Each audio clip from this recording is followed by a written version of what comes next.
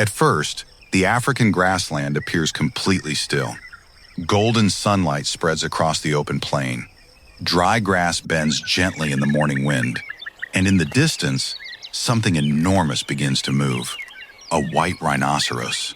His name is Roko. He weighs more than a small car, carries 2 powerful horns, and walks with the confidence of an animal that has almost nothing to fear. Each step presses deeply into the earth. Each breath rises like a quiet gust from his wide nostrils. From a distance, his body resembles living armor. But move closer, and the illusion begins to disappear. Roko repeatedly shakes his head. One ear flicks forward, then snaps backward. His tail lashes against his hind legs. A muscle trembles beneath the thick folds around his shoulder. Something is disturbing this giant. The camera moves closer to the base of his ear. A dark shape is buried inside the crease. Then another. And another. Ticks. Some are still small and flat. Others have already fed until their bodies have become round and swollen. They gather where Roko's skin is softer. Behind the ears, beneath the jaw, around the legs, and inside the deep folds that protect his enormous body. Flies circle his eyes. Tiny insects crawl through patches of dried mud. To a parasite, Roko is not a rhinoceros. He is a moving landscape filled with shelter, warmth, and food. His size offers protection from lions. His horn can drive away an attacker. But neither muscle nor armor can easily stop a creature small enough to hide inside a wrinkle. Roko swings his head again. The parasites remain. He scrapes one side of his body against a rough tree trunk. Dust falls. Bark cracks. A few insects scatter, but many of the ticks are positioned where he cannot reach them. The giant has strength. What he does not have is precision. And somewhere above the grassland, a much smaller animal has already noticed. A sharp call cuts through the morning air. Roko raises one ear. A small brown bird circles above his back. Its wings fold. Its feet reach forward. And it lands directly on the rhinoceros. The bird is a red-billed Oxpecker. Beside Roko's immense body, it looks impossibly small. It weighs only a fraction of what its host does. Its claws are adapted for gripping hair and uneven skin, allowing it to hold on even while a large mammal walks. Its tail braces against Roko's body. Its bright red bill points downward. The bird pauses. It looks left, then right, and begins its inspection. A second Oxpecker arrives, then a third. Within moments, several birds are moving across Roko's back like miniature technicians arriving for work. One searches along the spine. Another disappears behind the shoulder. A third lands on the rhinoceros's head and carefully steps toward the base of his ear. Roko does not charge. He does not shake them away. Instead, he becomes still. The Oxpecker lowers its head. Its bill opens slightly. With a rapid scissoring motion, it searches through the rough surface of the skin. Then it stops. Hidden beneath a fold is a swollen tick. The bird grips it, pulls once. The parasite holds on. The Oxpecker adjusts its footing, tightens its grip, and pulls again. This time, the tick comes free. In less than a second, it disappears into the bird's mouth. For the Oxpecker, it is a meal. For Roko, it is one less set of mouth parts buried in his skin. The safari spa has opened. Oxpeckers are strongly associated with large African mammals and consume ticks and flies, although their feeding relationship with hosts can change depending on the individual bird, location, and available food. The birds spread out. No command is given, no leader directs them. Yet each Oxpecker seems to choose a different section of Roko's body. One works behind the ears. Another searches the neck. Two more move beneath the belly, gripping the heavy folds as the rhinoceros slowly walks. Their method is careful but relentless. A bill slides beneath a crust of dry mud.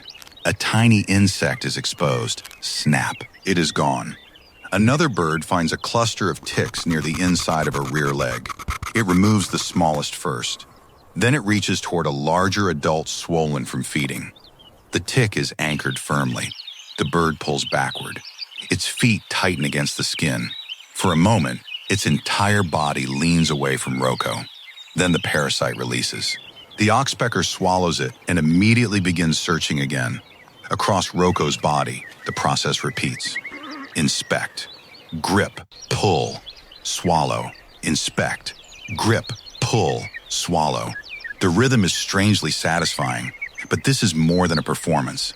Ticks can remain attached for days while feeding. Large mammals may carry very different parasite loads depending on season, habitat, age, and individual condition. The folds around Roko's body create protected spaces where parasites can avoid sunlight, wind, and the sweeping movements of his tail. The birds know these locations. They examine the places Roko cannot scratch. One Oxpecker balances directly above his eye. Another stands almost vertically against the side of his neck. A third reaches into the edge of his ear, pausing whenever Roko moves. The rhinoceros lowers his head. His eyelids soften. His ears stop flicking so violently. For the first time this morning, the irritation appears to be fading. But the birds are not finished. Roko's body is enormous. For an Oxpecker, cleaning it is like searching an entire hillside. One wrinkle, one patch of mud, and one hidden parasite at a time. The scene appears perfect. A giant provides food. Tiny birds provide relief. Both animals seem to benefit, but nature rarely fits into such a simple story. Oxpeckers do eat ticks. They also consume flies and other arthropods found on large mammals. Yet these birds are attracted to more than parasites.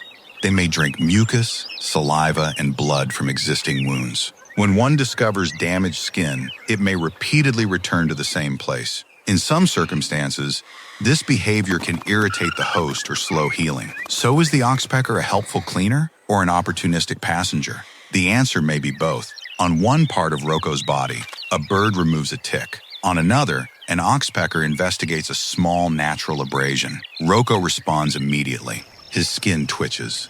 His tail swings. The bird jumps aside. The message is clear. Some attention is welcome. Some is not. This relationship changes from moment to moment. It depends on what the bird eats, where it feeds, and how the rhinoceros responds. Scientific observations have shown that Oxpeckers may remove parasites, but can also feed on blood and secretions, meaning the relationship may range from beneficial cleaning to exploitation under different conditions. Yet the Oxpeckers may offer another service, one that has nothing to do with skin. While Roko feeds, the birds repeatedly lift their heads. Their eyes scan the grass. Their hearing detects sounds the rhinoceros may miss. Roko has an excellent sense of smell, but his eyesight is limited. An approaching danger can remain hidden until it comes close. The Oxpeckers are not only passengers, they are watchmen. And when one bird sees something suspicious, the quiet spa can transform into an alarm system. One Oxpecker suddenly freezes. Its body rises. Its head turns toward a distant movement in the grass. The other birds stop feeding. For one silent second, every animal appears to wait. Then the Oxpecker calls. A sharp, urgent warning. Roko reacts immediately. His head lifts. His ears rotate. His entire body turns toward the wind. The relaxed giant is gone. Every muscle becomes alert. The birds flutter above his shoulders but remain close.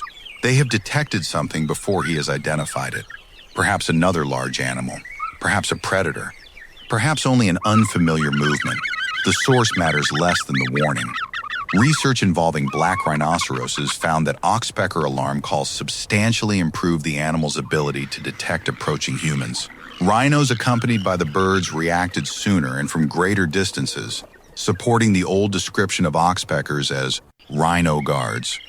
Roko takes several slow steps. He tests the air through his nostrils. Nothing advances. Gradually, the tension eases. One bird lands again, then another.